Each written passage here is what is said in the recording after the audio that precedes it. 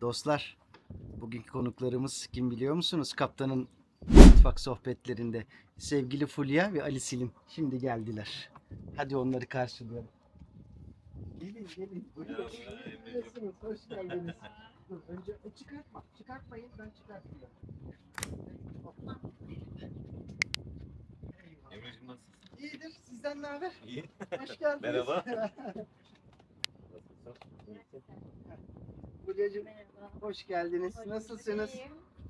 İyiyim ben de. Emre'cim bu hediyemiz. Ay, çok Teknene naziksiniz. ilk defa Tek geliyorsun. defa Aynen. geliyorum. Sen bize çok geldin de iş yerine. Doğru söylüyorsun. Biz de ilk defa Ama geliyoruz. biz de bir yaptık bir eşeklik aslında. Biz geldiğimizde vakit Yo, yo, çekmeye olur mu getirmemişiz lütfen, ne ya demek, vallahi. ne demek. Çok mahcup Umarım ettiniz beğenirsin. vallahi. Teşekkür ederim. Çok mahcup ettiniz beni. Buyurun lütfen. Fulya'cığım buyur. Ayakkabını çıkartma lütfen. Çıkarayım Girebilirsin. ya. Peki. Çıkartalım. Tekneciyiz biz. Rahat Evet. edemeyiz. Evet, bugünkü kokteylimizde karadut ve kumkuat kullanacağız. Cin var ve toniğimiz var. Nerede ölçü kabımız? Burada. Her zamanki gibi birer ölçü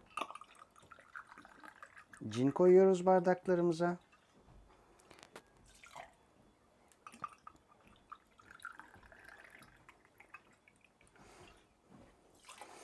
Ha, bu arada karadutu vardı. Karadutum çatal karam çingenem He. diye şarkı vardı. O geldi aklıma.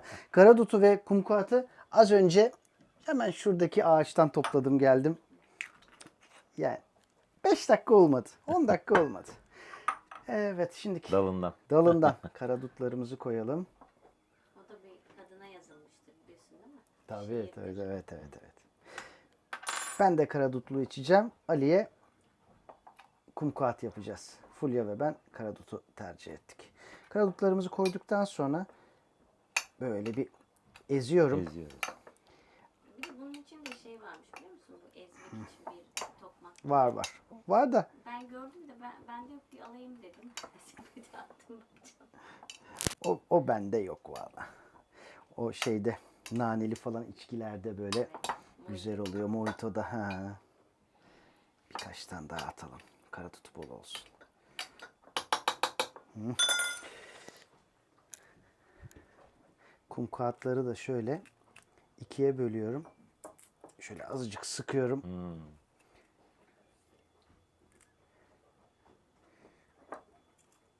Hı.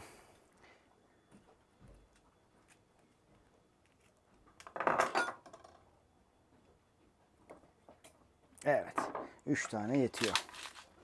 Sonra buzlar. Ondan sonra 3'er tane buzumuzu koyuyoruz. Hı.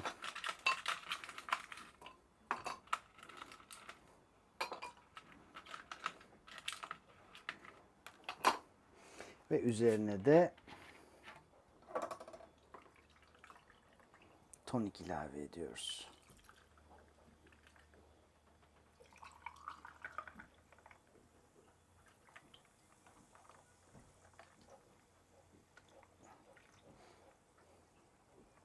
Evet. Kumkuatın şeyleri nedir? Çekirdeği mi? Çekirdekleri. Çekirdekleri geldi. Onları alayım.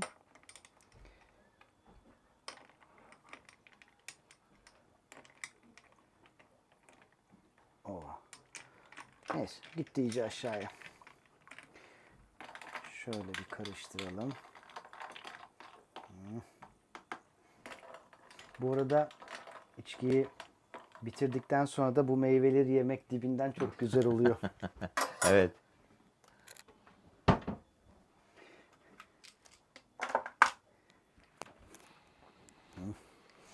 Teşekkür Anneciğim, ederim buyur. Emre'cim.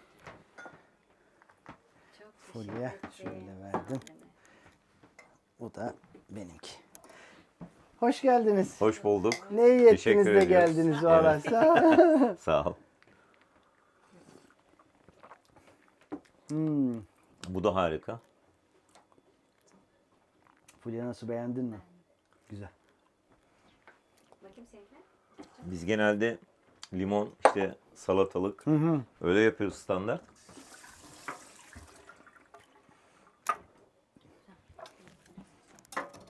Güzel, harika. Güzel oldu. Evet.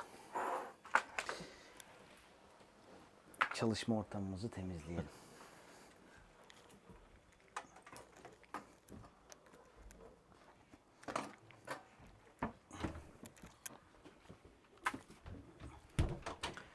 Güzel, bak biz de böyle yapabiliyoruz bunu aslında, ben hiç yapmadım.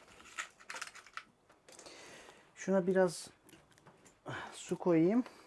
Buzluğa tekrardan atayım. Buz var ama gene de Hazırda olsun. hazırda. Buz makinesi yapmadın mı? Yok, hiç ihtiyacımız olmuyor. O buzluk çok güzel buz yapıyor.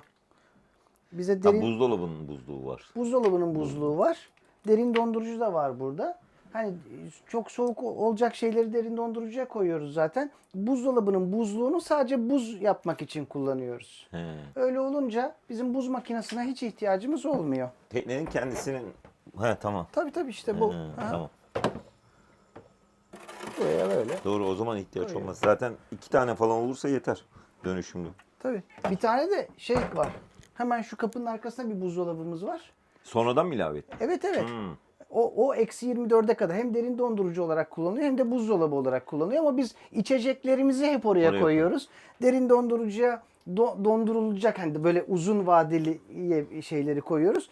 Burasında hani günlük normal buzdolabı. Hani İçerideki o sebze, zaman şey, meyve. portatif. Portatif. Aynen, O portatif taşınabilir. çakmaktan bağlı. Bağlı. Tam da kapının arkasına böyle öyle güzel Oldu, oturdu ölçü ki böyle olarak. santim santim böyle müthiş oturdu. Gayet güzel oldu yani orada. Başarılı oldu. O bir tane çekirdek buldum Emre. He? Bir tane çekirdek kalmıştı ya, buldum Ha onu. buldun mu onu? Ha. Ben dur size fıstık aldım ya. Fıstık koymadık. Değil mi? Hemen bir fıstık. Bu arada ne yazık ki YouTube çekimlerinde müzik kullanamıyoruz. Telife giriyor. Öyle mi? Evet ne yazık ki. He. Teliften dolayı Mozart yapabilirdin Emre. He? Mozart ne gel? Mozart'ın da var. emin ol hepsinin telifi var. Hadi ya. Evet. Mozart'ın devam. He. Hatta onlar daha çok. Müzik kullanacaksak YouTube'un bir para ödeyerek satın aldığımız böyle binlerce müziğinin olduğu bir platform var. Oraya her ay bir para ödüyorsunuz. O müziklerden kullanabiliyorsunuz. Ama örneğin ortamda ben şu anda bir müzik çaldığım zaman direkt telif yazıyor ve Hakkına tecavüz oluyor. evet. Ya o videonun kazandığı para o telif hakkı olarak o müziğin sahibine gidiyor. He, tamam. Çok acayip değil mi? Peki onu Şöyle koyayım mı? olur olur. Yani müzik çaldığın zaman, yani müzik çalarsan otomatikman diğer tarafa para mı ödemek zorunda kalıyorsun yani? Ben para ödemiyorum. YouTube para ödüyor. YouTube'da bizim bu yayınlarımız şey oluyor ya. Bir para kazanıyor. Hı. O kazanılan para şeye gidiyor. O müziğin sahibi, telif hakkı sahibine gidiyor. Gidiyor. He. Ha.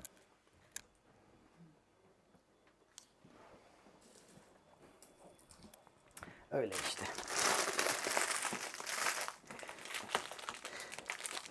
Saat 5:30. Daha zamanımız var. Ufak ufak muhabbetimizi edelim bence. Geç kalmadık zaten değil mi Emre? Hayır hiç hem de yani hiç. Gayet güzel bir zaman. Efendim alacağım. Arap saçını Fatih Aksu'ya da yapmıştım. Çok beğendi. 2 gün önce o buradaydı. Şimdi 2 bağ almıştım. Özellikle bir bağını size ayırdım ki hani sizin de sevdiğiniz bir tattır. Arap saçı o zaman da 2 gün önce de söylemiştim. Rezene olarak biliniyor genel ismi. Rezene onun kökü, işte haşlanıyor, suyu içiliyor, bir işte şey gibi kereviz gibi yemeği yapılıyor falan. Ama biz bu Arap saçını böyle yaprak kısmını kullanıyoruz. Arap saçı için önce pırasa lazım. Şöyle bir pırasanın yeşiliyle beraber açık beyaz gövdesi. Hatta ben biraz fazlaca yeşil kullanıyorum. İyi de oluyor. Şu biraz fazla gelecek gibi. Şunu, bugünkü menümüzde portakallı pırasa var. Portakallı pırasaya ayırmakta fayda var. Hemen şunları doğrayacağım. Ondan sonra birazcık muhabbete başlayalım ufak ufak diyorum. Ne dersiniz? Uygundur. Uygun mudur? Değerli dostlar, Ali Silin. Biz Ali ile Pendik'teki bir fuarda karşılaştık, tanıştık.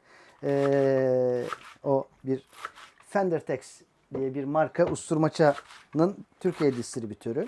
Aynı zamanda Marmaris'te Ege Marin ismiyle birçok denizciye hizmet eden, çok inanılmaz böyle geniş yelpazede ürünler, deniz malzemesi ürünler satan bir dükkanın sahibi. Aynı zamanda buradaki Yalancı Boğaz'daki Yat Marina'da bir elektrik üzerine bir ekibi var. Teknelere elektrik sistemleri kuruyorlar, işte aküler, işte teknelerin elektrikle ilgili ne ihtiyacı varsa onları yapıyorlar.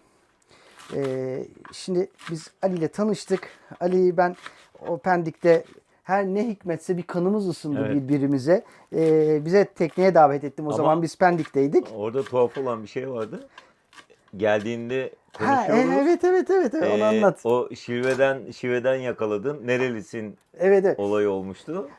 Ali bayağı şimdi Ege, ben hani çok şiveli konuşan bir insan değilim. Ama ne hikmetse Ege'ye geldiğim zaman bizim o taraflarda karşımda şiveyle konuşan, yani ufak da olsa bir şiveyle konuşan birisi olduğunda ben yakalıyorum Otomatikman. orada ve benim, hani ben farkında olmadan ben de o şiveyle konuşmaya başlıyorum. Ali çok enteresan. Aydınlı mıyız biz dedik birdenbire birbirimize böyle. Evet, lütfen dinleyeyim seni. Evet, öyle başlamıştı. Sonra tekneye davet ettim. Teknede bir kahve içtik. Orada bir sohbet, uzunca bir sohbet ettik. Evet. İşte hem kendi hayatımızla ilgili hem işlerle ilgili bir aşağı yukarı 2 saate 2 yakın saate bir yakın muhabbet ettik. muhabbet etmiştik. Pendik Fuarı'nda da ilk orada başladı. İlk orada zaten başladı arkadaşlığımız. Sonra 2,5 yıl 2,5 oldu. yıl oldu. 2,5 yıldır biz Ali ile çok samimi görüşüyoruz, ediyoruz. Sonra işte zaten buraya Marmaris'e, Orhaniye'ye gelince de burada daha sık görüşmeye başladık. Ben gidiyorum, geliyorum falan filan. Ali işte İstanbul'da Aynen. fuarlara katıldı falan. Orada da görüşüyoruz. Şimdi Ali aslında bir başarı hikayesi. Bak, bu adam gerçekten bir başarı hikayesi. Ali'nin ben kendisini anlatmasını rica ediyorum. Sen nereden geldin Marmaris'e? Yani ne için geldin ve nasıl bu noktaya, buralara kadar geldin? Ya bak, gerçekten diyorum Ali müthiş bir kere çalışkan adam. Gerçekten çok çalışkan adam. Girişimci, bir sürü işi var ve yani kendi kendini yetiştirmiş, hani alaylı diyeceğimiz bir insan yani. Tabii çekirdekten aynen. Çekirdekten. Ali, hadi sözü sana bırakayım. Azıcık sen kendini anlat, olur mu? Tabii. Şimdi aslen Koçarlılıyım, Aydınlı. İlkokul, ortaokulu bitirdikten sonra babam dedi ki Anadolu Meslek Liselerine, o zaman Anadolu Meslek Liseleri vardı. Oraya sınavla işte giriliyordu. Bugünün parasıyla atıyorum 50 TL bir sınav ücreti vardı. Babam dedi ki onu vermedi. Dedi ki sen o zaman benim abim buradaydı. 83 yılında gelmişti. Burada Abi, çalışıyordu. tabii, Bir firmada çalışıyordu. çalışıyordu. Aynen. Otoyat elektrik olarak çalışıyordu. Hı.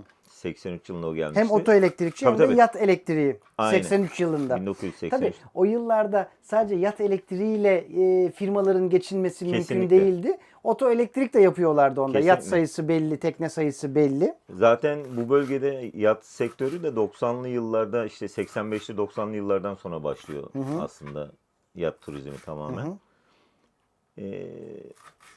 Babam işte abimle görüştükten sonra tabii biz babamın lafının üzerine bir şey söyleyemezdik. Dedi ki sen Marmaris'e gideceksin, abinle beraber çalışacaksın. O sınavları da o yüzden girememiştim. Sonra 91 yılında Marmaris'e geldim. 1991'de. Ortaokulu bitirdim, öyle geldim.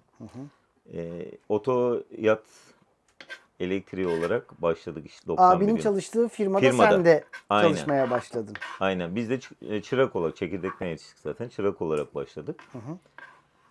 91'de başladı serüvenimiz. Tabii bizim zamanımızda hani çıraklık gerçekten şeydi. Zordu. Zor şartlar altında başladı hayat. Çünkü 14 yaşındasın. Evden ayrılmışsın. Yemen, içmen, işte çamaşırın, kalacak yerin, bunlar hep bir problem tabii. Doğru. Ki o zaman böyle şartlar da yok. Yani çalışanlara şu an verilen o imkanlar, bu şartlar o zamanları daha şeydi. Kısıtlı. Kısıtlıydı tabii.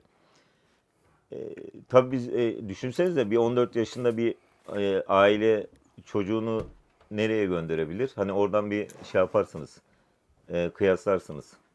Tabii bizim zamanımızda bu işler bir de şeydi. Hani genelde çocuğu böyle sanayiye, işe verince ustasına derler ki şey, eti senin, kemiği benim. Bir de öyle bir şey vardı.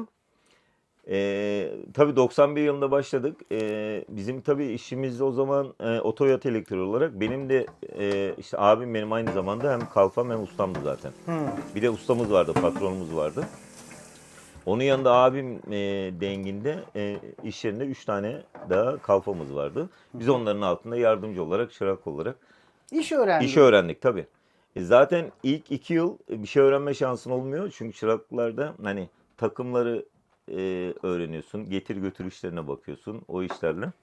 Tabii 2 yıl sonra artık belli bir dereceye gelince işte arabaların elektrik arızaları, işte marş motorları, starter motor, alternatörler, onları söküp takma, sonra tamiratı falan derken 90 96 97 yılına kadar bu şekilde devam etti. 97'de tabii askere gittim. Bir ara veriyorum şimdi. Değerli dostlar, pırasayı doğradık. Ardından Arap saçını doğradık. Şimdi bunun içine ne koyacağız biliyor musunuz? Kuru domates ve biraz da kuru biber. Şimdi onları alacağım şuradan. Ali'cim izninle hemen şurada şöyle. Hoppa. Bunlar. O zaman hepsini aynı anda koyup Tabii hepsini beraber koyuyorsun. Bu çok kolay. Süper kolay bir yemek bu. Tabii buradaki mesele bu otu bulabilmek. otu bulabilmek. Bu elindekiler de çok önemli. Bu domatesleri de annem kurutmuş. Bizim gene bahçenin domatesleri son kalan partiydi. Arkasından yine bizim her şey bahçeden. Kuru biberler yine bahçeden. Bunları da şöyle içine şöyle bir atıyoruz. Çok yakışıyor bu arada. Biz de böyle yaparız. Bir de bizde yoktur ama annem böyle yufka ekmek var ya, biz hani yapmayız. Bizde yoktur ama bizim komşularımız yapınca annem de böyle yapar. Ben bu ot kavurmalarıyla genelde yufkayı severim. Ben gideceğim zaman annem mutlaka yapar. Tavlamak deriz ya onlar. Evet. Şimdi işin özünde ne var biliyor musunuz burada? Zeytinyağı. Zeytinyağı. O harika. Evet. Proliva zeytinyağımız bizim kendi bahçemizden, kendi işletmemizden. Ot yemeklerine bol zeytinyağı yakışıyor. Her şeye yakışıyor. Tabii ki her şey ama hani gerçekten ot yemeklerinde bol zeytinyağı. Ot çünkü zeytinyağı ne hikmetse pek bir emiyor. Yani örneğin o salatalarda da böyle ot salatasıysa eğer ona da bol zeytinyağı. Çünkü o zeytinyağı, hatta böyle bazen sabah kahvaltıda böyle otlar doğruyoruz. Zeytinyağı koyuyoruz. Ceren diyor ki sen buna zeytinyağı koymadın mı? Ot onu çekiyor. Çekiyor. Acayip bir şey. Evet. Şimdi tuzunu koyacağız. Bunu bitireceğim çünkü ondan sonra sohbete devam edeceğiz. Tuz da tamamdır. Ardından da yaklaşık bir su bardağı su. Ya da böyle bir su bardağına yakın diyelim. Şöyle suyumuzu koyduk. Kapağını kapatıyoruz. En kısık ateşte en kısa alıyoruz ocağa. Bu böyle yarım saat 40 dakika tıkır tıkır tıkır edecek, kendi kendine pişecek. Fulya Hanım da yemek programlarını çok sever. Şimdi canlı canlı. Evet. Bak o yüzden sesim çıkarmıyor. Evet, birinci yemeğimizi ocağa koyduk. Şimdi dostlar, benim su meselesini çözmem lazım. Şu çıkayım. Suyu. Evet, hortumu bir halledeyim. Hemen geliyorum. Devam et. Sonra askerden gelince yine aynı şekilde devam ettik. İşte 2000 yılında biz abimle beraber kendimiz bir iş kurmaya karar verdik. 2000 yılında abimle beraber Aydın Marin diye firma var. Hala abim devam ediyor o firmayı. Aydın Marin olarak. Tabii abim genelde sahada ben vardım. Abim iş yerinde, merkezde duruyordu. Yönetiyordu. Aynen. Muhasebe, finans, oydu Aynen. buydu, mal alımı satımı. Benim de genelde o zaman guletler Bozburun'da çok yoğun üretiliyor. Senede aşağı yukarı 25-30'a yakın tekne Gulet üretiliyor. müthiş. Bunların da aşağı yukarı 10-12 tanesini biz yapardık. İşte onların başında ben vardım. Benim işte Bütün elektrik sistemini tabii bütün yapıyordunuz elektrik siz. sistemi, bütün elektrik sistemini. Hatta Bozburun'da artık sonra bir iş yeri, belediyeden bir yer kiraladık. Oraya bir dükkan yaptık. Orada da Bozburun'da da bir 2 yıl aralıksız orada kaldım. İşte Marmaris'e ayda bir gelirdim. İşte 2 ayda 2 defa gelirdim. Böyle ara ara Marmaris'e gelirdim. Genelde hep Bozburun'daydım. Bozburunların da Marmaris'te Bozburunların da çoğu bilir zaten beni. Ha. Orada işte büyük işte 40 metre, 45 metre, 30 metre büyük Bütün o guletler. kablo döşemeleri bilmem ne her şeyi yapıyordun Tabii değil mi tabii sen? tabii. Bizim işimiz yani 6 volttan 380 volta kadar hani bütün elektrik donanımını yapıyorduk. AC ve DC olarak tabii akülerde ve aküyle çalışan sistemler DC ile oluyor biliyorsunuz. İşte 220 ile çalışan sistemler AC. İşte jeneratörleri 380 olup o 380'de jeneratörleri fazla alımını yapıp tekneye panolarını yapıp bağlantılarını yapıyorduk. 2024'e kadar bu şekilde devam ettim. Aydın Marin abinle Beraber, beraber Aydın ortak Marin. devam Aynen. ettiniz. 2000 Hı hı. yılında beraber kurduk. Sonra 2000 Ama bu arada sen Fulya ile tanıştın. yok. Evlendiniz. 2024 yani O Fulya ile tanışma olayı farklı. Ben 6 o 8 yaşındaydı çünkü biz tanıştığımızda. Tabii o evlilik 2006'da. onu senden dinleyeceğiz. Onu senden dinleyeceğiz. Peki. 2004'te işte abimle artık yolları ayırma kararı aldık. Yani iyi bir şekilde herhangi bir problem olmadan. 2004'te sonra kendi firmamı kurdum. 2024'te. 2004. Ha 2004. Ha, Tabii. az önce 2024 dedin. Pardon. Yok, Evet, tamam. 2004. 2004. Tamam. 24 mü dedim pardon. Aha. 2004'e kadar 2004'e 4 sene sen abinle beraber beraber ortaktınız. çalıştık. Tabii 2004'e onun kadar. öncesi de zaten yine abimle beraberdik. Ama Tabii tabii. Ama sonuçta ortak başka olarak birinin 4 yanında. sene beraber oldunuz. Aynen 4 yıl beraberdik. 2004'te kendi firmamı kurdum. Ege Yani Marine. işte hatta şeyi düşünün. İş yerinin adını ne vereyim, ne koyayım, ne kullanayım. Sonra işte biz deniz sektöründeyiz. Denizle alakalı işler yapıyoruz. Egeliyiz. Yani oradan bir esinlenerek Ege Marin adını da Marin. öyle buldum. O şekilde Ege Marin olarak kurdum. 2004'ün 8. ayında kurdum firmamı. Sonra işte Şu anda bulunduğu yerde miydi? O dükkanı mı kiraladın? onun yanı. Onun yanı. Ha. Onun yanı böyle 35 metrekare bir dükkan. İşte oraya ikiye bölüp arkaya atölye yapıp öne ofis ve malzeme olarak başladım. 2004'te. Tabii biz abimden ayrılınca işte bana kalan paranın tamamıyla gittim ben dükkan aldım. O gün Bulunduğun tamamıyla. dükkanı satın aldın. Satın alarak girdim zaten. O gün Kira bu işe. vermek istemedin. Kira vermek istemedim. Bir de bir birikimim vardı. Hani o şey olmasın diye, çarçur olmasın diye dükkana yatırdım. Aynı yıl aldığım dükkandan da tabii ciddi bir borcum vardı ve bu şekilde başladım işe. Hani derler ya iş kuranla ev kuranı Allah yardım eder. Herhalde Öyle ona oldu. inanıyorum. O şekilde oldu. Şimdi bugünkü ikinci yemeğimiz portakallı pırasa. Bunun için portakallarımız var. Bol portakal. Portakallar burada annemin evinin önündeki bahçeden. Daha oradan geldi. Ben gelirken topladım geldim. Böyle 4 tane portakalı soydum. Başucuma koydum. Hatırlar mısınız? Evet. Portakalı soydum, başucuma koydum. Ben bir yalan uydurdum. Uydurdum. Duma Duma dum. duma dum. Hala çocuklara söyletiyoruz. Ha bu arada Fulya sınıf öğretmenim. Aslında Fransızca öğretmenim. Ama şu anda sınıf öğretmenliği yapıyor. Portakalları böyle soyduktan sonra yuvarlak yuvarlak kesip tavanın dibine şöyle efendim koyuyoruz. Çekirdeklerini şöyle ayıralım. Evet. Bu da sonuncu portakalımız. Enteresan. Bu portakal ağacını herhalde bir 10 sene, 12-13 sene önce ben ekmiştim. Annemlerin Oo, evinin o önündeki zaman daha bahçeye. güzel. Bir portakal bir de greyfurt ekmiştim. Annem her sene gönderiyor. Senin portakal ağacın şu kadar portakal verdiği fotoğraf gönderiyordu. Son 3-4 senedir o kadar çok veriyor ki artık göndermiyor. Portakalları koyduktan sonra 2 tane böyle havucumuz var. Şu çekirdekleri şuraya alalım. Bu 2 havucu yuvarlak yuvarlak efendim doğruyoruz. Anneciğim, Evet. sen de izle. Yani sen de yapabilirsin yani.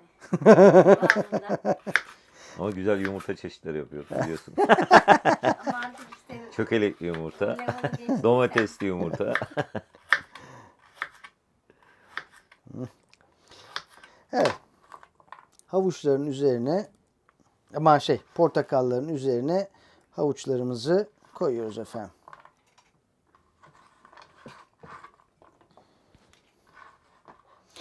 Ardından böyle verevine deniyor değil mi? Evet. Verevine kestiğimiz pırasalarımız var. Bu da benim için ben de ilk defa yemek yapanı izlemiş oluyorum. Canlı. Canlı. Pırasalar böyle. Peki izliyor musun Emre? Böyle yemek programları izliyor musun sen? Bayılırım. Ben de bayılırım. Bayılırım. Ceren'le son zamanda Netflix'te şeyler var. Kore mutfağının yarışmaları yapılıyor. Onlara takıldık biz. Çok acayip onları izliyoruz. Son izlediğimiz neydi? Ünlü şeflerle ünsüz demeyeyim de böyle hani daha az ünlü şeflerin kapışması. Böyle acayip ama yani var ya müthiş. Dikkat etmemişim. Müthiş bir yarışma. Peki mutfak hep Kore mutfağı mı yoksa? Hayır dünya mutfağından da yapıyorlar. Ama bu arada tabii bu arada ciddi kalabalık bir ekip var. Yarışmacı grubu var. Ve ne pişireceklerini o an öğreniyorlar. Ve böyle çok ekstrem yemekler yani ekstrem şeyler veriyorlar. Ne denir? Tarif değil, ürünler. Ha, evet. Pişirilecek olan ürünler böyle. Çok çok gerçekten birçoğunu tanımıyoruz bile biz. Ben de çok severim. Ama örneğin bu arada ünsüz şefler dediğimiz şeflerin birçoğu Michelin yıldızlılar. Ha. He. Ünlüler 2 Michelin, 3 Michelin yıldızlı. Bir de bunları değerlendiren 2 tane şef var ki herkes önlerinde çok saygıyla eğiliyorlar böyle. Çok çok güzel bir yemek programı. Son onu seyrettik. Müthişti. Onun bu arada 2. sezonu bu. Bir de birinci sezonu vardı. Bizim de eşimin kardeşi Korece rehber ya. O da Ha. bazen işte buraya şeyler geliyor. Kore'nin tanınmış ünlüleri geliyor. Bu işte daha çok magazinsel olanları herhalde. Hı. Onlar da geliyor. Onlara tercümanlık yapıyor bir hafta falan. Kapadokya'da falan çekimleri olmuştu. Çorum'da. Kore dilini biliyor ha? Tabii. Vay süper. Ben de iyi biliyorum. Yanlış bahsettin. Eşimin kardeşi dedin. Ay pardon kardeşimin eşi. Aynen, Kardeşin. kardeşinin eşi. Kardeşimin eşi. Kardeşinin eşi. Ben de sen de nereden yakaladın eşim oldu. Yoksa yakalama ihtimali çok. Çünkü Ben de dedim, hayır ben çünkü nasıl- abisinin Korece konuşmadığını biliyor. Evet. Bir de benim ufağım var. Onu bilmiyorsun galiba. Yok onu bilmiyorum. Bak ben bilmiyorum onu. Ama bak o da işte. O da Kanada'da. Evet. Benim kuzenimle evli. Ha, dur. Dur bir dakika şunu bir bitireyim. O konulara geleceğiz şimdi. Azıcık aşk meşk konularına gelelim ya. Şimdi alt tarafa portakalları sıraladık. Üzerine havuçları sığadık. Onun üzerine de pırasaları böyle verevine kestik. Ardından böyle bir 3-4 tane portakalın suyunu. O şeyden memnun musun? Hayır.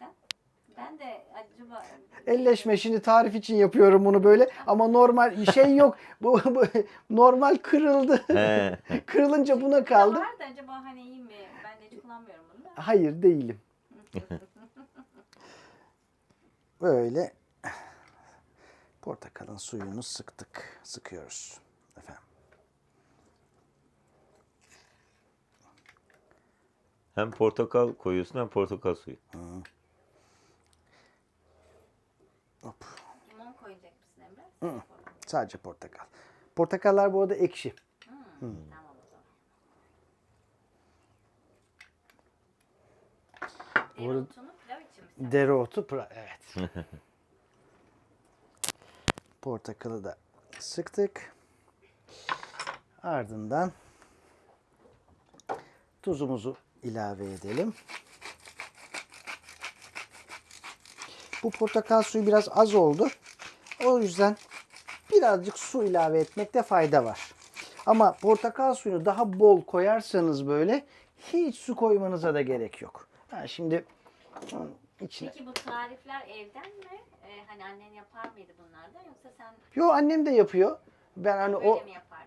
yok, portakallı hiç yemedim. Ha, ama şu an bu aralar yapıyor. Çünkü artık hayatımızda Instagram diye bir mecra var. Çünkü aydınlar yapmaz. Yo, tabii Instagram diye bir mecra var. Yani o Instagram'da değişik tarifler. Benim kayıtlı böyle videolar kaydediyorsunuz ya. Bir sürü var. Ha, 1000 video varsa kayıtlı. Bak 900 tanesi yemek tarifidir. İşte benim de öyle. Ve sonra onların içinden de bulamıyoruz kaydettiklerimizi. Ya, ben artık şey yapmaya başladım. Onları gruplamaya başladım. Gruplanabiliyor mu? Bak, Gruplanabiliyormuş. Sen Ceren, bana- Ceren öğretti bana.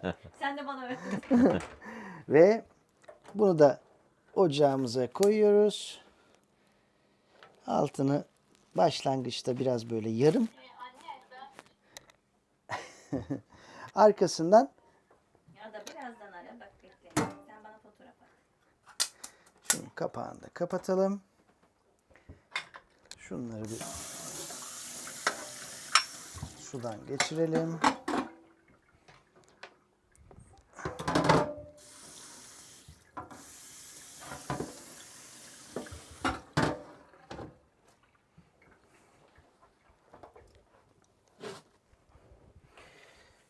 Şuraları bir hemen temizleyelim.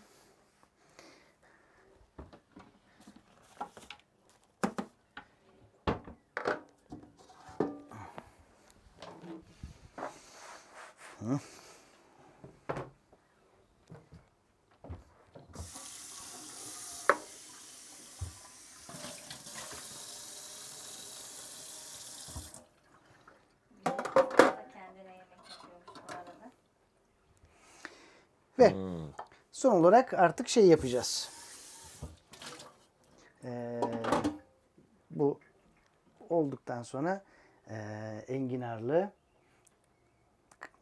baklalı pilav. Oo. Son yemeğimiz o. Ne yazık ki 2 tane ocak gözümüz var. 2 yemeği yaptıktan sonra yaparken 3. bir yemeği yapamıyorsunuz. Öyle bir kısıtımız var. Değerli dostlar, bu akşamın 3. yemeği enginarlı, baklalı pilav.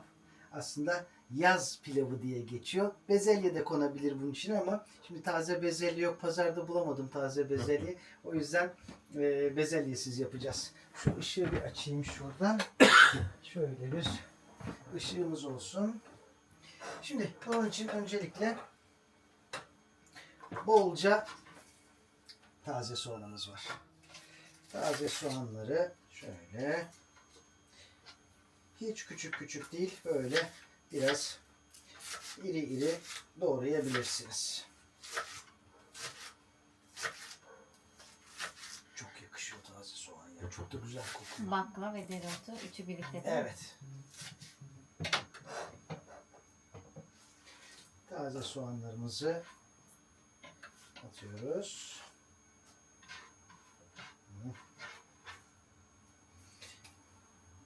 Ardından enginarlarımız. Bunlar Gölhisar Sen köyünde.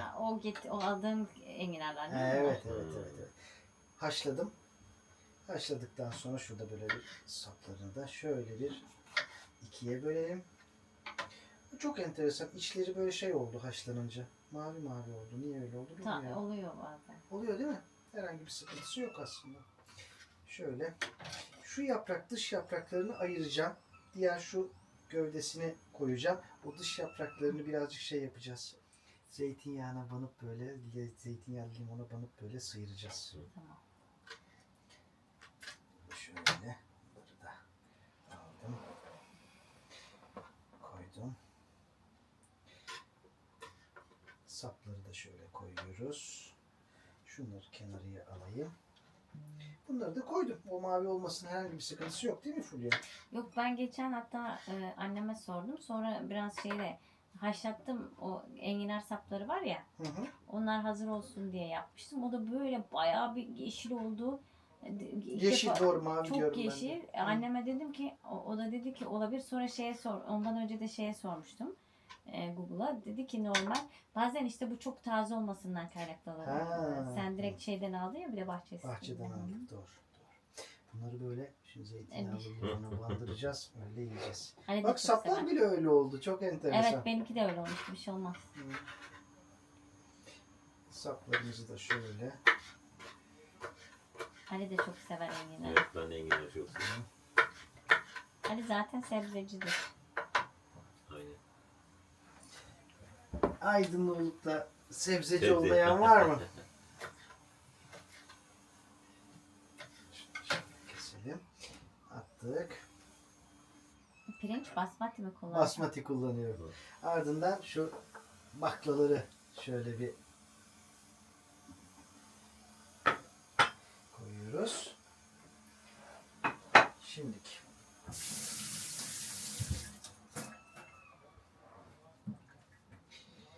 Yemeğimizin tuzunu koyalım.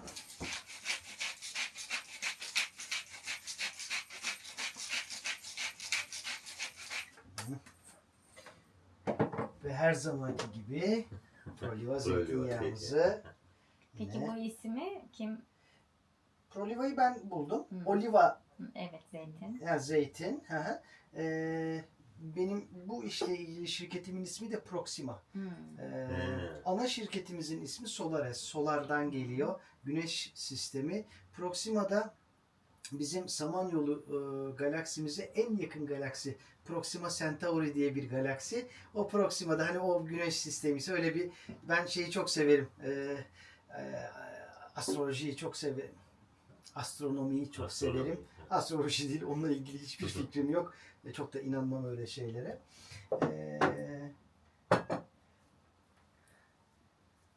Taze nane. Çok yakışıyor.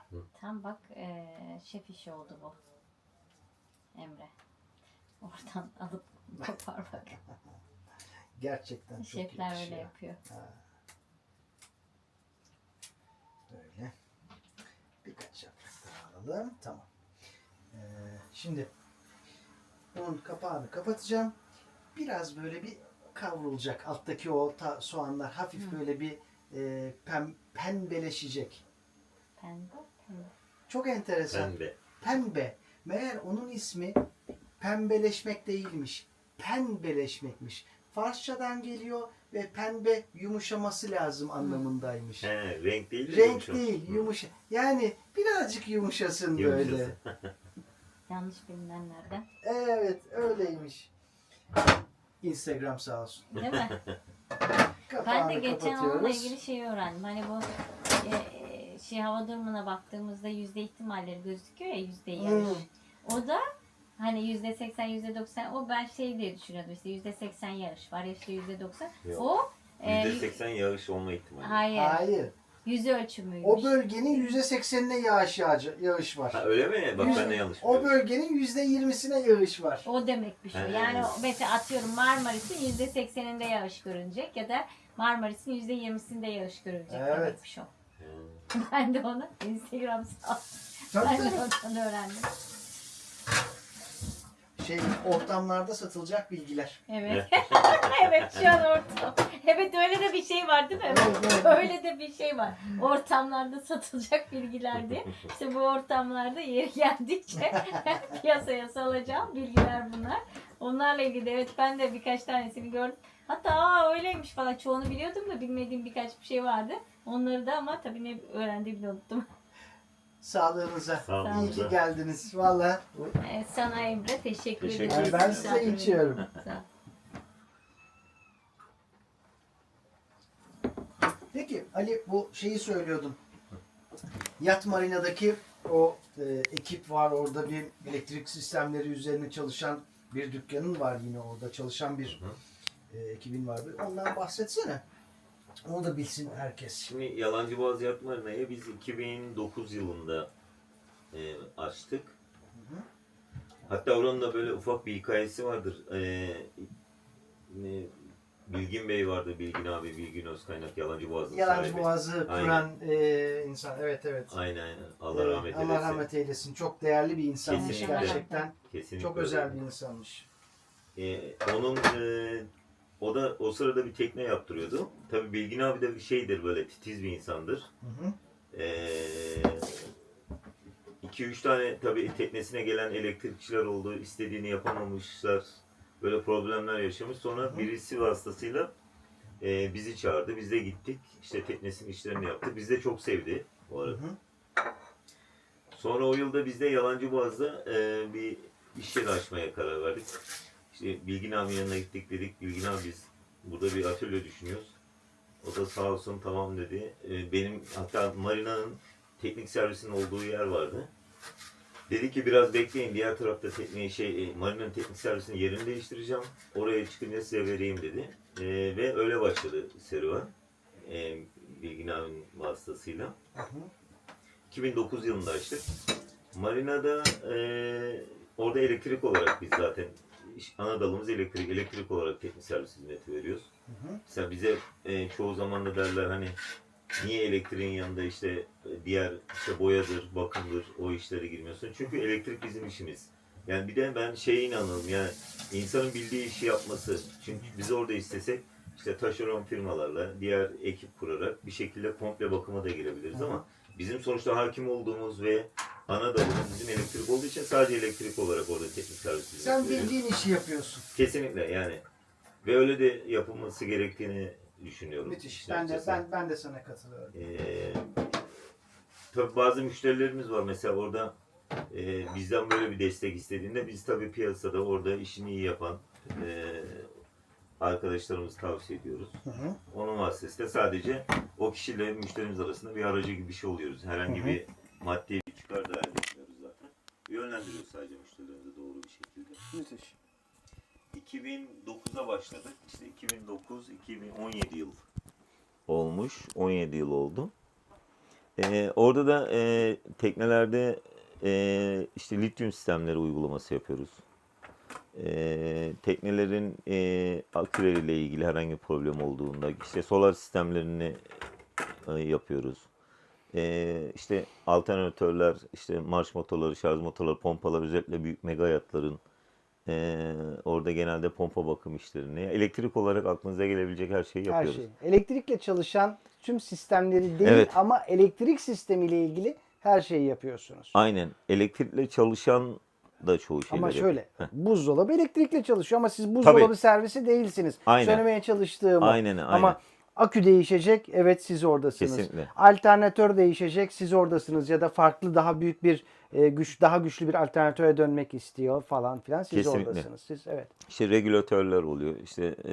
Bateri şarjıyla ilgili problemi veya invertör montajları. Tamamen hani elektrikli yeni cihazlar takıyoruz.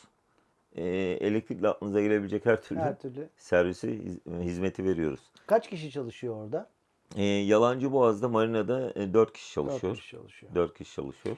Orada bir ustan vardı senin. Evet, Adnan var. Adnan, Evet. o herhalde o en eski Tabii ve en yetkili Adnan'la kişi. da Şimdi sen hemen hemen hiç gitmiyorsun oraya. Orayı Adnan e, ilerletiyor. aynen kesinlikle. Adnan'la da aşağı yukarı 21 yıldır benim yanımda. 21 yıldır beraberiz. Müthiş. Tabii onunla da ilişkimiz böyle şeydir. Abi kardeş ilişkisidir. E, 21 yıldır benim yanımda. Mesela Yalancıboğaz'daki şubemi o yönetiyor. Senede ben yani 3-5 kez gidiyorumdur. Ee, O da zaten orada da Yalancıboğaz'da da genelde herkes de onu da bilir. Yani Ege Marin'de Adnan, Ege Marin Adnan ikisi birleşiyor teknik serviste. Müthiş. Adnan da iyi, bilgili ve kaliteli bir çocuktur. Ee, 2000 işte 2009'da başlayıp 2026'dayız. Aşağı yukarı bir 15, 16, 17 yıllık hatta orada bir teknik servis. Daha önce Marmaris'te merkezde vardı. Hatta benim ilk iş yerim orası atölyeydi. Şimdi tabii çoğunlukta hizmet verdiğimiz tekneler marinalarda olduğu için Doğru. artık orayı kapattık. Tabii bunun yanında sadece Marmaris'te değil, Marmaris'in civarındaki marinalara da hizmet veriyoruz. İşte Ören'e gidiyoruz, hizmet veriyoruz. Tersan'a veriyoruz. İstisna da olsa İstanbul'da da veriyoruz. Yani büyük işler aldığımız zaman veriyoruz. Özellikle o lityum sistemlerinde büyük projeli bazlı işler alıyoruz. İşte 20 kahvalık, 30 kahvalık sistemlerde yapıyoruz. Vay. Tabii. Onlarda da orada hizmet veriyoruz. Müthiş müthiş. Hatta benim şimdi bir arkadaşım da teknesini Adaköy Marina'da Volkan'ın teknesi değil mi? Ha, Oradaydı. Volkan Bey, evet. Hı hı. He, he. Siz yapıyorsunuz, Aynen. anlaşmışsınız. Aynen. Süper. Onun da aynen geçen hafta aradı, görüştük. Sen tanıştırdın, sen tavsiye etmişsin. Evet evet. Ona da bir lityum uygulaması yapacağız. Hatta Tabii. onu da dün görüştük kendisiyle. Yarın önümüzdeki hafta pardon bitireceğiz. Cuma'ya kadar Bitiriyorsunuz. bitireceğiz. Cumartesi de kendisi gelecek.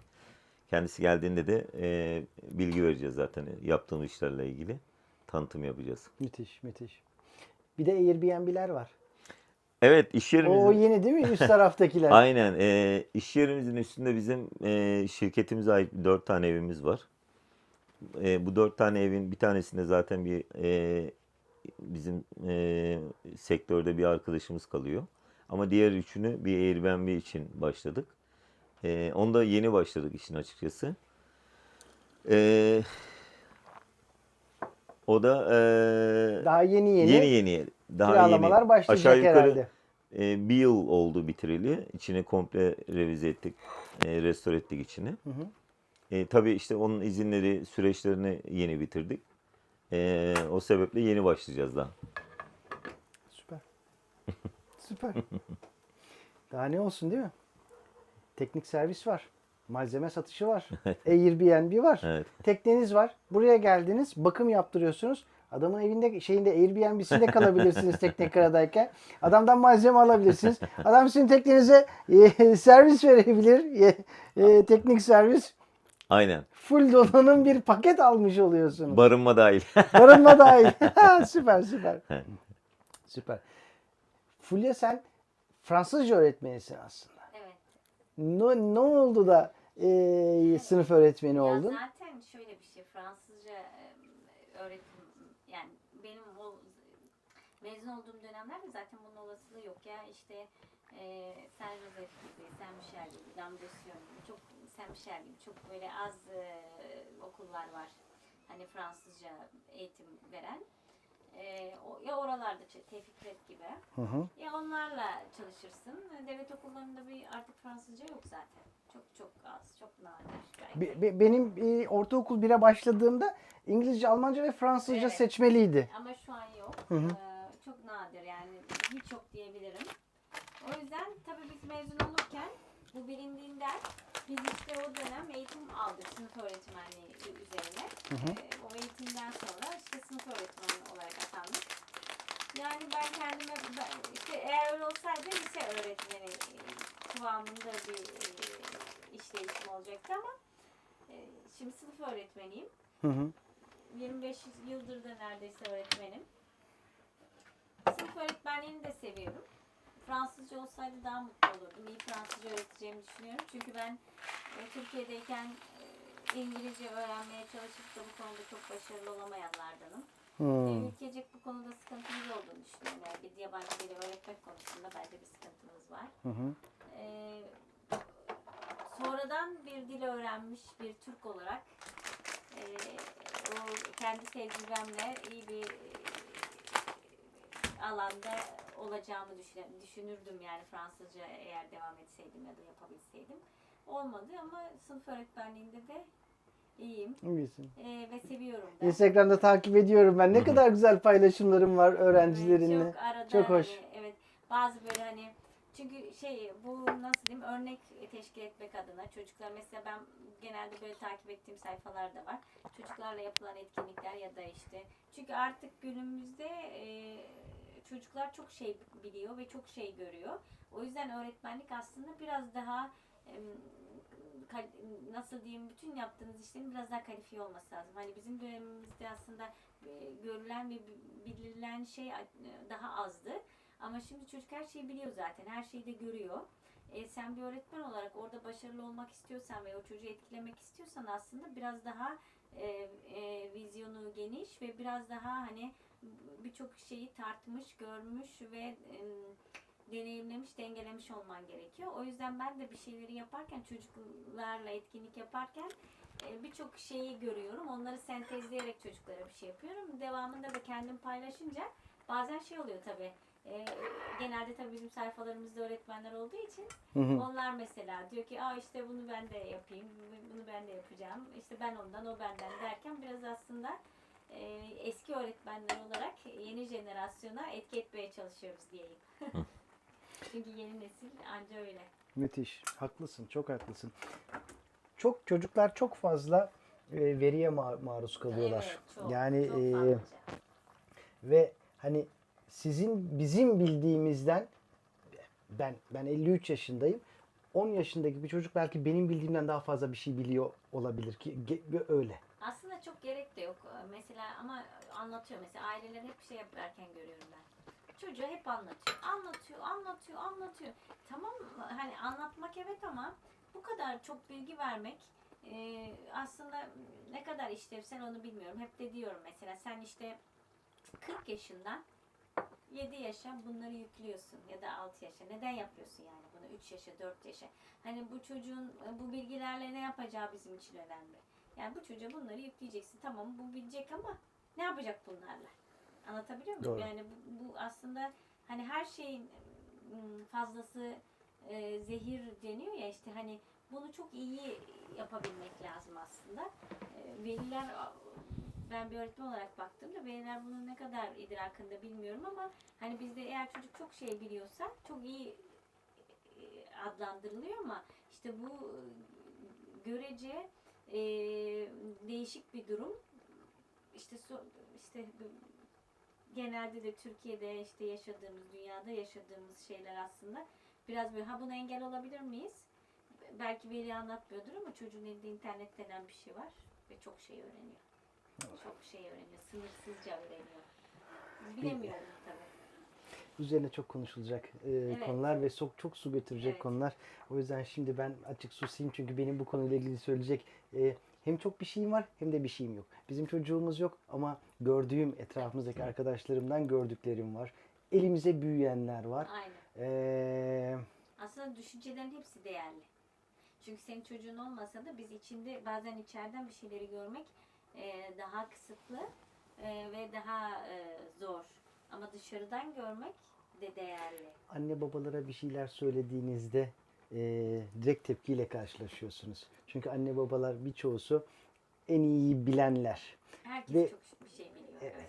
En iyi bilenler oluyorlar. Biz hiçbir şey bilmiyor oluyoruz dışarıdan görenler. İkincisi bir de proje çocuklar yetişiyor. Ben ona da çok üzülüyorum ve karşıyım. Neyse ben konuşmaya başlarsam çok konuşacağım. Şimdi ben şuraya geleceğim.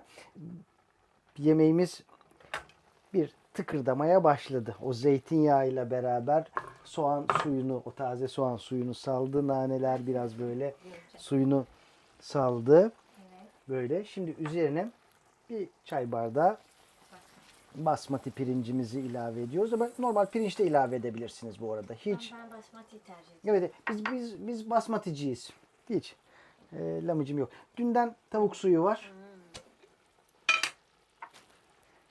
Buna hop böyle su dolapta şey olmuş. Tavuk suyumuzu bu 1. bardak. Sen o zaman geliyorsun bir de en konu yemek yapıyorsun yani. Tabii. Bu 1,5. bardak. Değil mi Ahmet? Tabii. 2,5 bardak su koyacağız buna. Yani 1 bardak pirince normalde hani pirinçte 1'e 1,5'tur falan böyle 1,70'tir ya. Şimdi bunda şey de var. Malzeme de var. O da suyu çekecek biraz böyle. O bağlamda azıcık böyle biraz sulu da olmasında da fayda var böyle. O 1,5 oldu ya. Al. Hadi Zaten bakalım. basmati onu şey yaparsın. Bu da böyle. Bu da meleklerin payı. Viski de var meleklerin payı. Bunu da ayrıca anlatırım. Evet bu da böyle bir yemeğimizi şimdi şöyle bir şunu azıcık şey yapalım. Üzerine bol dereotunu koyuyoruz. Şöyle. Dereotu ne kadar güzel bir şey değil mi ya? Bayılıyorum ben. Bazı insanlar hiç sevmiyorlar. Evet. Kokusundan hiç olsa hoşlanmıyorlar. Ceren enginardan nefret ederdi. Babası bir kere yapmış. Hiç sevmemiş. Bir gün ben yerken yaptım. Yiyorum. Benim o iştahlı yememden bir kaşık alayım mı dedi. Aldı. Tabağı benim önümden aldı. Ve o gün bugün enginar Ceren'in en sevdiği yemeklerden biri. Enginar çok güzel bir şey yani. Enginar müthiş bir yemek bence. Müthiş bir sebze. Hatta biliyor musun işte enginar turşusu diye satılıyor genelde İspanya menşeli bir şey. Böyle küçük enginar kalplerini baharat ve sirkeyle harmanlayıp bekletiyorlar. Çok güzel. Ben de onu çok seviyorum. Bilmiyorum. Size kolay kavanoz temizleme yöntemi göstereyim. Suyu koyuyorsunuz. İçine biraz piril, işte neyse bulaşık deterjanı döküyorsunuz. Böyle 2 tane mendil yaprağı. Hani rulo havlu da olur böyle. Tamam. Yağlı kavanoz, yağlı plastik kaplar falan filan. Yağlı kaplar için önemli. Döktünüz. Gıcır gıcır. He. Pırıl pırıl oldu. Ve yağ böyle plastik saklama kaplarından Evet. çıkmaz ya. Müthiş.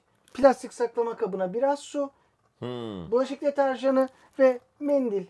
Rulo havludan işte bir yaprak, 2 yaprak ve çalkalayın. Bak onu hiç bilmiyorum. Bu kadar. Müthiş. Özellikle bu plastiklerde çok önemli. O plastiklerden çok zor çıkıyor. Artamıyor. Bak Evet. pırıl pırıl oldu. Bu kadar kolay. Şişelerde de kullanabilirsiniz. Her tür. Abi tabii. Bu arada benim mutfağımda ben bir şeyler yaparken ortalık pek dağılmaz. Fark Tabii. ettim onu biliyor musun? Tabii şöyle bir şey var. Ben evi unutmuşum. Biz eve geçtikten sonra neyi keşfettik biliyor musunuz? Bulaşık makinesi. He. Öyle bir şey var. Öyle bir şey var. Ne kirletirsen kirlet. Çat atıyorsun içine. Müthiş bir şey. Müthiş. Müthiş bir şey. Unutmuşuz biz 6 yıl boyunca Tabii. burada teknede olunca. Gerçekten bulaşık makinesini unutmuşuz. Tabii bizde Ceren bulaşık makinesi ama tabii ben bu arada yemek yaparken de hep çıkarttığım her bulaşığı yıkarım. Yani Ceren'e öyle bulaşık bırakmam. Ceren'in yıkadığı bulaşık Sofradan Sofradan gelen. gelenler. bulaşık oluyor. Ben çalıştığım ortamı da temiz tutmanın peşindeyim.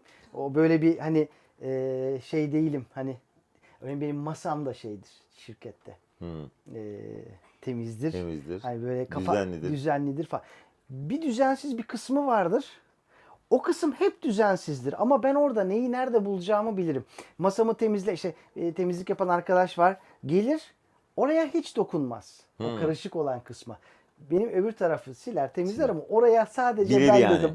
Ben bilirim orada. 3 sene önce bir şey yazmışımdır oraya koymuşumdur ben. Bulursun. Hem de nasıl. Ali de öyle. Durum budur. Kaynadı. Altını kısıyoruz. Burada. O elindeki güzelmiş. O ne? Bunu Ikea'dan almıştım yıllar önce. Her tür bu şeyli böyle kızartma yaparken de etrafa sıçramıyor işte bu falan filan. Her şeye kapak oluyor. Her şeye Her şeye kapak oluyor. kapak oluyor. Her tencereye kapak oluyor. Bence bu oldu. Güzel fıkırdadı. Kapatayım. Azıcık böyle bir dinlensin. Dinlensin, otursun. Kendini çeksin.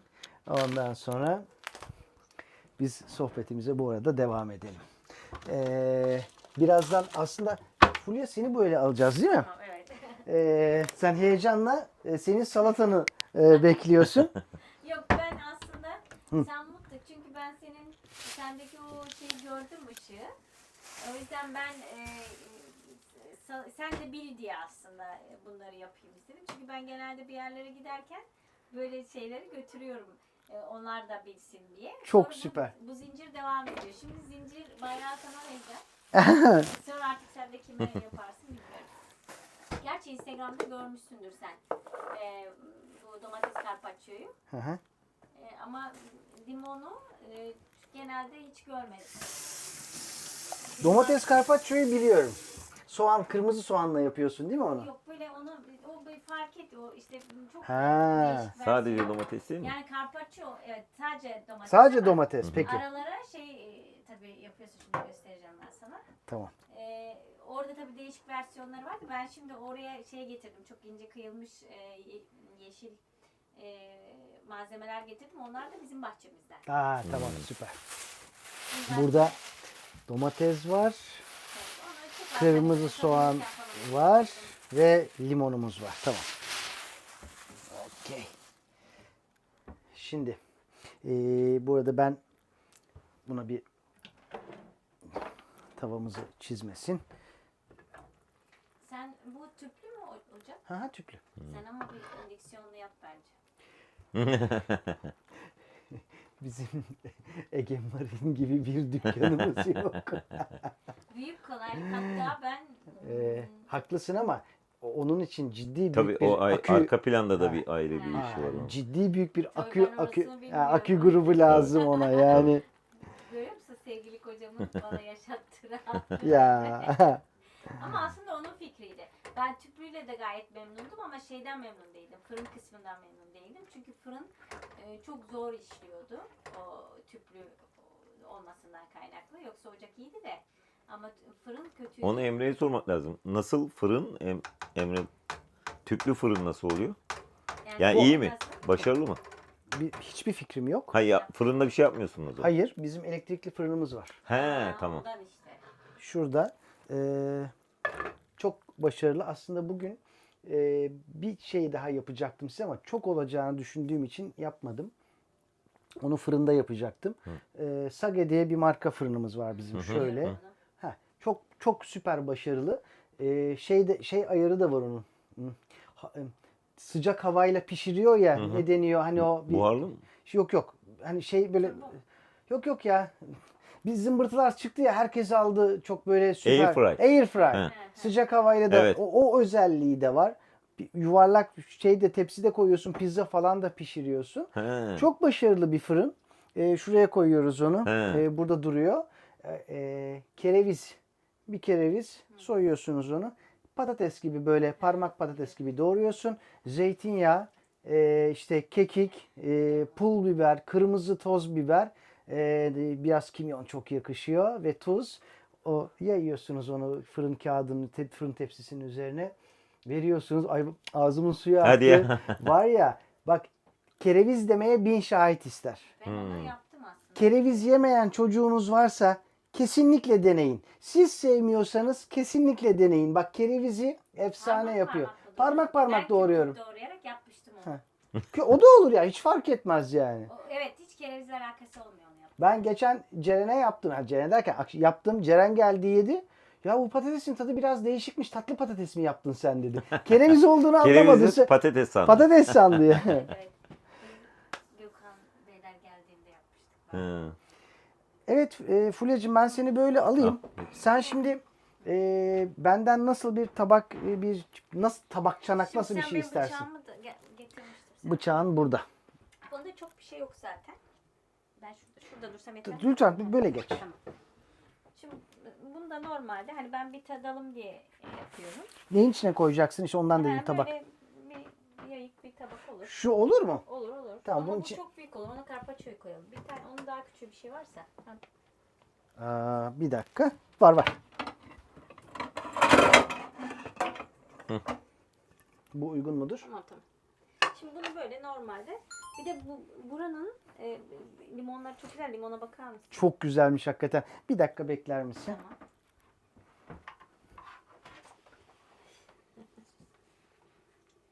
Halicim sen de mi çeker misin? Bana böyle düzenekler hazırlaman lazım hayatım. Bir dakika. Ben izliyorum şu an. Genelde yapıyor da o işi. Evet. Tamam. Evet, şimdi biz zaten 3 kişi olduğumuz için ve bir sürü de yiyecek şey olduğu için ben ne yapacağım bunu? Bir tarafını sıkacağım, bir tarafını doğrayacağım. Ama bu çok güzel bir şey oluyor. Ben bunu genelde kahvaltılarda yapıyorum. Evet, sabah kahvaltılarında.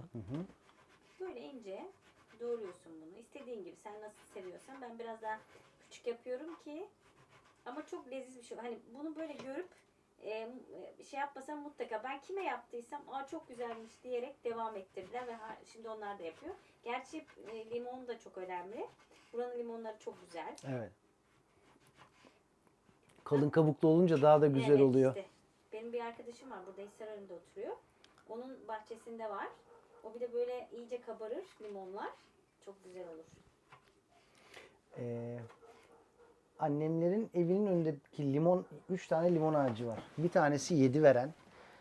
Yaz kış meyve veriyor. Meyve verir.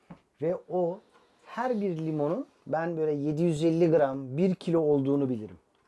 O kadar büyük. Bak bu kadar limon. Bu kadar. Ama çok ağır değil. Kabukları bu kadar kalın. Onu böyle kesiyorsun. Kesiyor. Tuzluyorsun. Tuzlu. Öyle var ya biranın yanında o kadar iyi gidiyor ki. Bak birayla yazın müthiş. Bir de bu limonu kabuğuyla tüketin diyorlar ya. Bu onun için başlı başına güzel. Şimdi bu çok basit bir şey ama sen dediğim gibi kahvaltıda da yapabilirsin. Bunu bile böyle senin güzel yağlarınla, aromatik yağlarınla, böyle güzel bir ekmekle. Şimdi,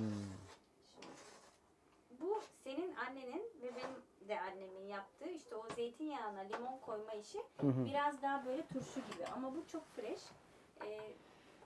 Şimdi buna şey yapacağız.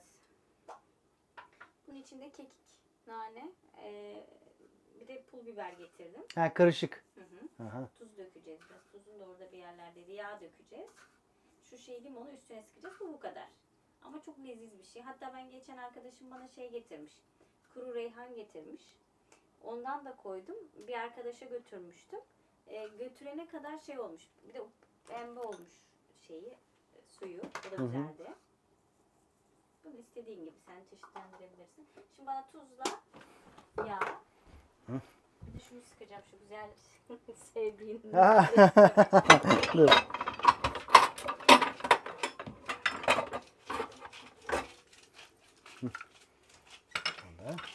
Sonra carpaccio için bir şey verirsin bana. Tabii ki. Da böyle. Şöyle değil mi? Sen sık istersen bunu biraz çek. Onda güç gerekiyor biraz. Yaparım da şimdi Yok be. yapıştırırken. Oldu mu? Sıkabildiğin kadar sık. Bu kadar zaten. bu Limon kadar. yeter mi o ama yetmez. Yeter bence ama zaten kendisi de limonlu ya. Bu arada turunç da verebilirim. Turunç da var. Çok güzel oldu. Şimdi bu tamam. Oo süper. Şimdi bu carpaccio'da bir şeyimi alacağım. Şunu alayım mı? Bir de bunun gibi bir şey. Tamam. Bir cevizler, kabak tatlısı. O kabak tatlısının tamam. Şunları şunun içine koyayım diyorum. Bir de domates soyacağı için bir bıçağın var mı? Ya benim Yoksa hani tavsiye edeceğim. Şimdi ben bunu getirmeyi unuttum. Eve götürmüştüm. marka söyleyemiyorsun herhalde değil mi? Bir tane Söylüyoruz söylemez miyiz? Victorinox'un Aynen, bende var. Victorinox işte. Tabii. Victorinox'un distribütörü benim çok yakın arkadaşım Lütfü. Aa, Tanıyorsun. Halil Lütfü Bey mi? Tabii. O zaman Ali'cim başka E, şeyleri varsa onları Lütfü da al. seninle görüşecek ya sizin dükkana Evet. şey koyacak. Aynen doğru. Hatta şimdi ben geçen programda da gösterdim. Bakın bu Victorinox'un çakısı. Hı hı. Denizciler için, yelkenciler için Kesinlikle. özel üretilmiş bir çakı bu. İçinde düğüm olmuş bağları açmaya yarayan parça bile var. Ya da örgü, halat böyle kasa yapmak için kullanılan He. parça var. Ya çok çok enteresan. Bunu ayrıca gerçekten tanıtacağım. Bu çok özel bir çakı. O zaman Lütfü Bey'e buradan selam. Çünkü gerçekten çok güzel. Kesinlikle bu domates soymayı insanlara azap olmaktan çıkaran bir ürün. Hani çok domatesi kabuğuyla yemez asla. Ceren de Aynen. sevmiyor. Ben de yemem. Ben de Ben Ceren'in sayesinde ben de sevmez oldum Öyle. aslında. Ben Vallahi. yiyorum aslında. Güvenemediğim için soyuyorum da ama yiyorum ben. Kabuklu yerim. Ben domatesi çok severim. Yani kahvaltıda ki zaten genelde herkes için öyledir ama benim olmazsa olmazımdır domates. Her türlü yiyorsun Ali'cim. Çok hoşuma giden bir laf var. Bilgi ve bilgeliği tarif et diyorlar. Evet. Adam ne diyor biliyor musun? Domates bir meyvedir. Evet, meyvedir. Domatesin meyve olduğunu bilmek bilgidir. Evet. Ama domatesi meyve salatasına koymamak bilgeliktir. O da iyiymiş. Çünkü Aynen. çiçeği olan her şeyi meyve diye öğretiyoruz biz de çocuklara. Aslında Enteresan bir değil tek çiçek değil. Çekirdeği olan. mi? Ha, biz Örneğin çiçek- patlıcan da meyve. Evet. He. Biber de meyve. Çekirdeği varsa meyve. Sebze değil bunlar. Lahana sebze. Marul sebze. Marul sebze. He, Tabii. çekirdeği Tabii, yok. Tamam. tabii. Biz çiçeği öğretiyoruz. Demek ki çekirdeğiymiş. Böyle de ortamlarda satılacak bilgiler. Biz de bir şeyler yapabiliriz artık sanki Emre. Bayağı bir biriktirmişiz. Kesinlikle katılıyorum. Şu kabloyu alacağım. Bunun şarj tükenmeye başladı. Bunu bir şarja koymakta fayda var.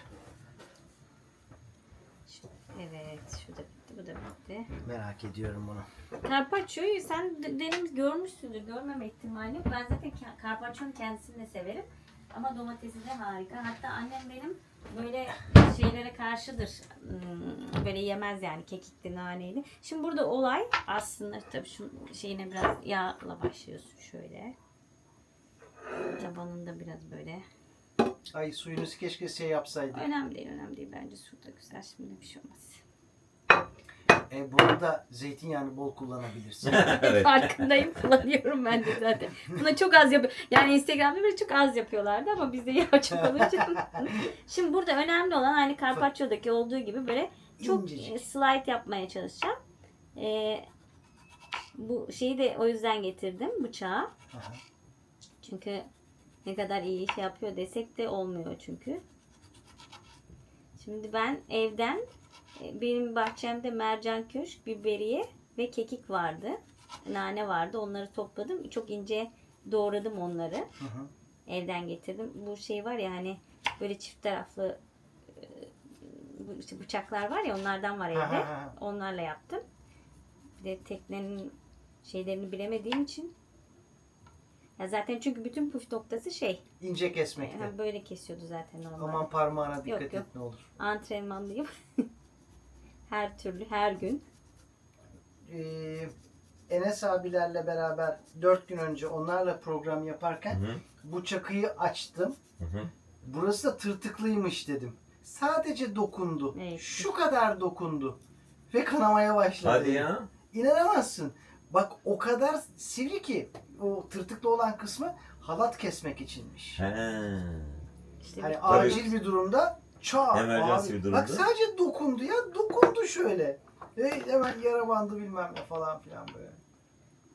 Zaten dünyada bilinen ve iyi markalardan biri yani ilk 2003'ün içinde olduğunu Tabii, tabii, biliyorum tabii. zaten. Hatta sana bir şey söyleyeyim mi Emre? Swiss Army Knife diye geçiyor işte. Benim bir tane abim vardı. O rahmetli oldu, Allah rahmet eylesin. Allah Bir gün rahmet bize eylesin. geldiğinde Bunun içinde yazsın. evet şey demişti böyle domatesleri soyarken Fulya dedi ben de sevmiyorum ama dedi bir tane bıçak var dedi. Sen de onu al dedi. Ben de o zaman bu zamandır artık bunu sorunsuz yapıyorum dedi. Onun sayesinde almıştım. Victorinox'un ilk bıçağını. Ali, baktım geçen de Ali'nin galerisinde benim domates bıçağımın fotoğrafı var. Ne yapıyorsun sen bununla He. dedim. Dedi Şey ki alacak. dükkan alacakmış. Dükkan alacaktım. Çünkü Tekneye teknede var, dükkan ben de- alacaktım. Kahvaltıyı Anneciğim, bazen ben teknede 11 var. 12 gibi yapıyorum kahvaltıyı. Ben de öyle. Günde 2 öğüne Evet, evet. düşürdüm. 11.30-12 gibi yapıyorum. O yüzden dükkanda hazırlarken kendim de hazırlamayı seviyorum kahvaltıyı. Domatesi, salatalığı soyarken o çok rahat oluyor onlar. O yüzden. Kesinlikle evin konforunu bir yerlere taşıyor Emre. Bu olmaz. Bir de benim tüyolarım var. Aman olsun be. Teknede var hayatım, ben aldım tekneye. Bilmiyor musun, var teknede. Teknedeki o muydu? Tabii. Yani benim girdiğim sofrada şeyde olmuş. Şimdi, Tamam, ben demek ki tekneye biz en son geçen yaz bindiğimiz için şimdi şöyle kullanmadığımız için Emre, bunları böyle şimdi slide böyle kestik bunları. Sonra şimdi bunun içinde dediğim gibi bu yeşiller var. Bunun içinde işte maydanoz, mercan köşkü, nane, kekik böyle. Sonra biraz da soğan yapacağız. Bir de soğanımız var. Çok böyle çok şey yok ama çok güzel oluyor. Ben biraz bunu kirletiyorum artık. Kirlet lütfen. Korkuyorum şimdi, siz titiz adamlarsınız. Hayır hayır. Aşk olsun yok. Şaka yapıyorum. Biraz sert o. Sen yap istersen. Ben. Heh. Şimdi soğanı da şey yapacağız. Oldu mu? Oldu. Bu da karpuz, valla çok iyi oldu. İşte güç böyle bir şey. Ben de. Benim de ilk deneyimim oldu Emre. Görüyor musun nelere sebep oldun? Ben şimdi çok yemek programı izlerim ve çok fazlaca bu işlerle ilintiliyimdir. Ama hiç böyle bir şey yapmamıştım şimdiye kadar. Bütün şeyleri bilirim. Bir yetenek doğuyor. Evet. Yani ben bütün şeyleri bilirim. Genelde aşçıları, sayfaları izlerim.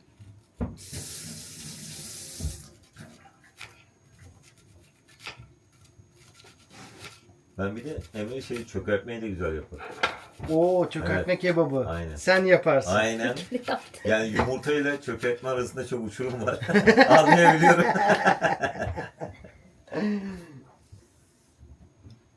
Şöyle böyle katman yapılır. Patatesler böyle ince ince.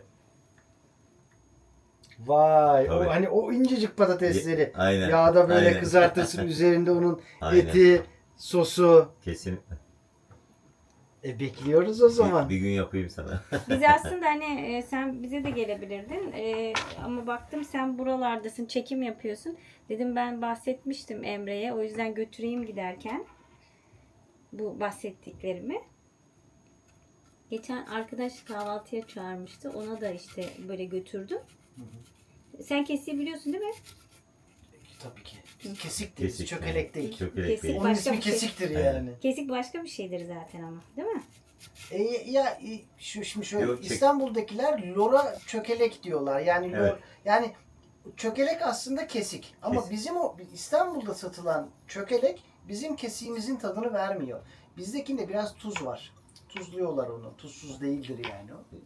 Yapımı da farklı yani. Bizimki yoğurttan yapılır. Tabii yoğurt Ayrandan. suyundan. Tabii yoğurt suyundan yapılıyor. Yani. Ya yoğurt suyu diyorum. Yoğurttan yapılıyor yani. Ayrandan değil miydi? İşte ayran yapıyorsun ya, yoğurdu sulandırıp yapıyorsun ya. Tereyağından kalan sudan da Hı. yapılıyor bu arada. Aynen yapılıyor, evet. He.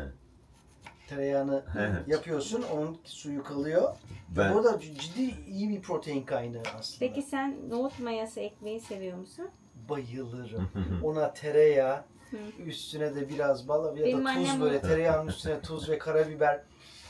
Annem yapar benim. Tatlı annem. maya deniyor bizde Evet, ona. bizde. Tatlı maya. Tatlı maya simitleri de var biliyorsun değil mi? Gevrekleri var. İşte onu kesip fırında kurutuyorlar işte yani. Yok yok. Ha, Böyle simiti onunla yapıyor. Pastane simiti diyoruz He. biz ona. Aydın'da çok. Aydın'da çok o. Aynen. Hı. Bu arada o tatlı maya meselesi de enteresandır. Annem onun mayasını, nohut mayasını hiç öldürmez. Evet. O diyor ki işte 30 yıllık mayam bu benim falan Ekşi diye maya böyle. olmasın, o tatlı maya değil mi o? Tatlı Ekşi maya. mayayı... Hayır yok değil. Baya nohuttan Hı. özür o evet o Ekşi maya. ekşi maya o. Karıştırdım. Çok Evet. affedersin. O ekşi maya da güzeldir. Ekşi evet. Tatlı maya da güzeldir. Bunları hepsi atıyorum. Tatlı mayayı nohuttan yapıyor ve her seferinde yapıyor. Yanlış hatırlamıyorsam doğru. Ay burada var ya o salata var ya yıkılıyor. Yıkılıyor. Taze soğan da getirmiştim ama şunu üzerine atmak için Tamam. 2 türlü soğan getirdim. İşte bu çok güzel oluyor gerçekten. Gerçekten. Ben de ondan dedim. Dedim Emre bunu bilmeli. Öbürünü de bilmeli. Müthiş. Ali'cim. Alayım.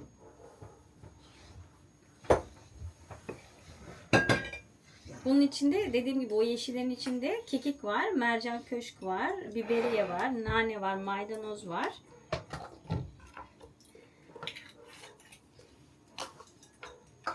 Şimdi bunun içinde bir limon sıkacağız. Bir de nedir o? Tuz. Tuz. O da senin yardımını isteyeceğim yine. O limon çok mu gelecek? Daha küçük bir limonum Olur var. olur, daha küçük limon olur. Sonra sen belki benim yaptığımı yaparsın. Onunla güzel bir limon çünkü o. Evet evet, o güzel bir limon.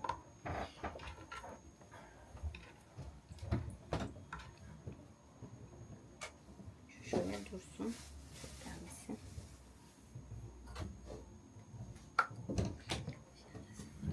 Bu da işte gene bizim bahçeden öbür ağacın limonlarından. He.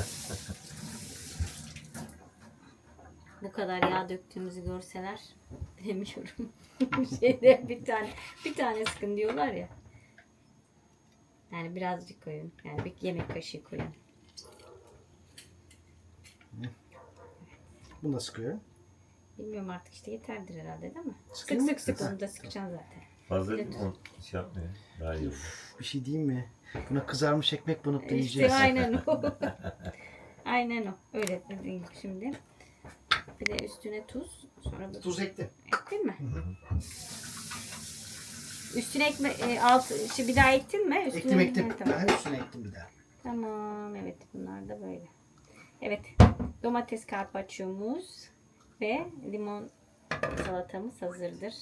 Şunları da böyle bırakayım ki lazım olursa ilave ederiz. Çok kolay.